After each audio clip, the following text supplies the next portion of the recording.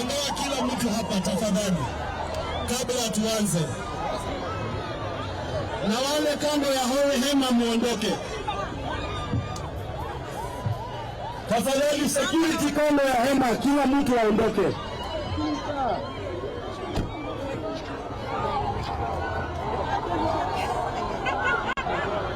Na mimi mpewa asasi wako na